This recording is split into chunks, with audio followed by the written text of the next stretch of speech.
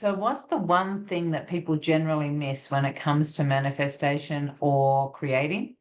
Hi, I'm Elizabeth Eleanor, and this is day 20 of 365 days of just sharing my beliefs and my story and all the crazy things that have happened to me on my spiritual awakening journey. I have been on this path for 27 years, and I've had everything from 3 shooting stars when I was asking for confirmation from the universe that I was on the right path, to meeting the love of my life at the beach. My maiden name was Payne, Payne, and his last name is Makepeace. So what are the odds of that sort of magic happening, right? I support women to attract conscious relationships, and especially their divine partner, especially after things like narcissistic, traumatic, abusive relationships, by just really connecting in with their higher self and the laws of attraction and the laws of the universe. So, the one thing that most people really miss when it comes to creating is the inspired action. And inspired action is not just from taking action and doing the things that, like to get results. It's more so that you are really connecting in with your higher self and what the information that your higher self is giving you and acting on that. We often will just take action from what our mind is telling us. It's regurgitated information from our little mind. That's all of our unconscious programming.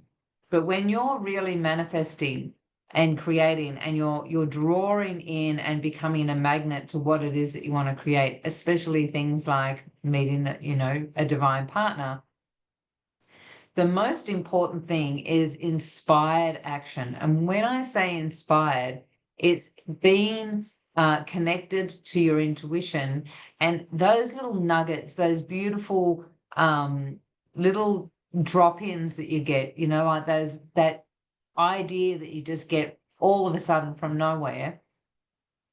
What generally happens is it happens and it's quick and it's like, oh, that's a great idea. And if you don't act on it straight away, if you don't make some sort of concerted effort to take action on that inspired information, within microseconds, your unconscious is giving you the reasons why you should not do it, or why you can't do it, or giving you excuses, or, somehow defining it and making judgments of why it's right or why it's wrong or whatever. And so next thing, you have missed the opportunity and you are now in your little mind. And it's really important to recognize that when you get those inspired drop-ins, right, that information from your higher self, that you take action, and especially, like, if you can, straight away.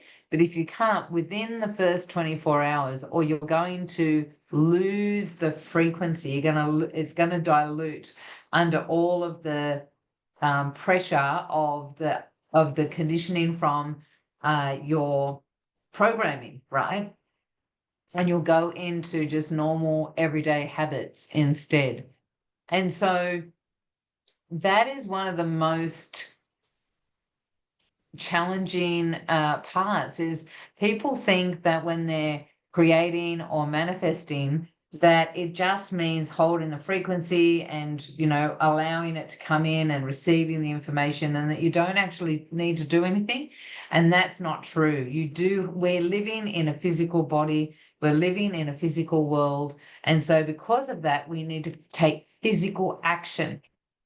So next time you get an inspired idea, something that makes you go, oh, that sounds like a great idea, I just had this thought, act on that thought as soon as you can, even if it's just the first step of that thought, because the more you take action on those parts of the information, the more you're going to collapse time, the closer you're going to get to your creation, and the more you're going to live in that beautiful alignment with your higher self and not just in your small little mind that's living in the muggle world and plugged into the matrix. Take care, enjoy the rest of your day, and I will see you tomorrow. Mwah.